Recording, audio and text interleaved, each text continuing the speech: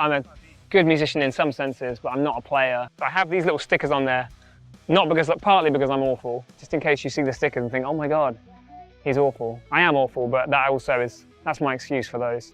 Now, anyone who is a fan of Bring Me the Horizon probably heard of the name Jorden Fish. He is the guy who transformed Bring Me the Horizon's music and brought it to the mainstream.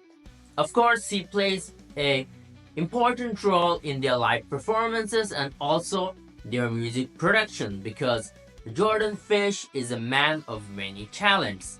Now, it's very unfortunate that he left the band, but still, he had helped the band create lots of iconic music, and of course, he is the one who coached Ollie to become a better vocalist. Now, Jorden Fish says that he can't really play a lot of instruments live, that his other bandmates do that more perfectly than him. But does that mean he doesn't deserve to be on the stage, or does that mean he's a bad musician overall? Well, let's talk about it. And before we do so, please subscribe to the channel, as it helps me to grow and create more videos for you guys. Well, Jorden Fish is primarily known as the keyboardist and producer and backup singer of Bring Me the Horizon.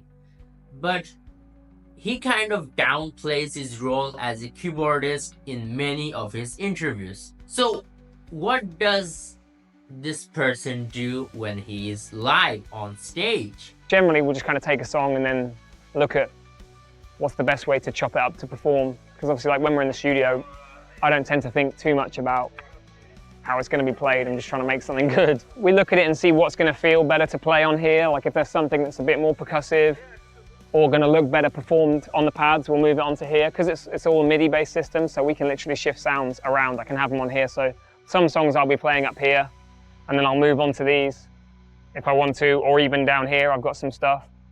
Some stuff I'll play like if it's a bit more keysy, if there's chords or piano, there's some piano bit sounds. Teardrops I start up here on these buttons here. Then when it hits the chorus, they just flip to a different sound, and I carry on. So it's all controlled by MIDI, main stage switches via MIDI, coming from our kind of like thing that's running our tracks, our time code and our click tracks. Well, being a producer is no easy job.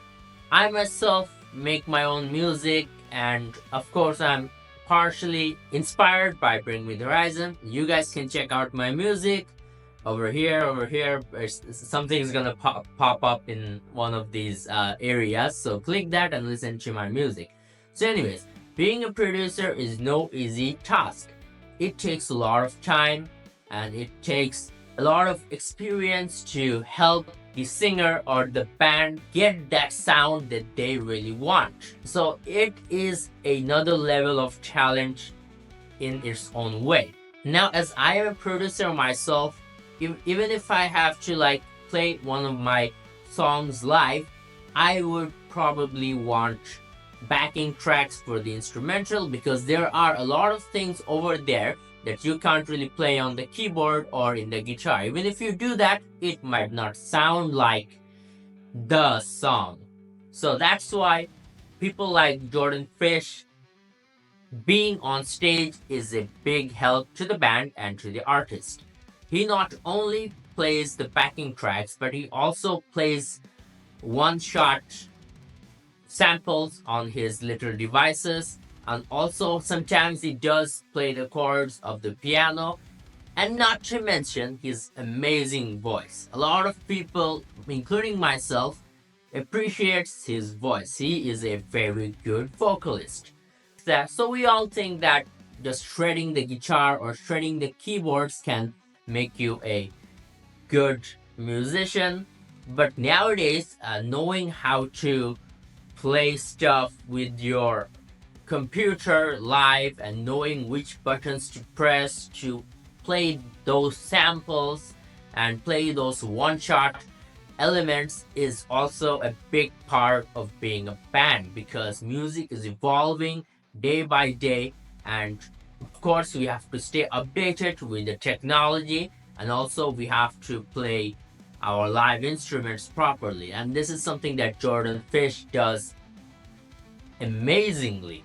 I don't think you necessarily need to be held back by your piano or keys ability, you know what I mean? I think your creativity is the most important thing. If you can make cool music, then I think that's the important thing, being creative and trying to make something you think is cool.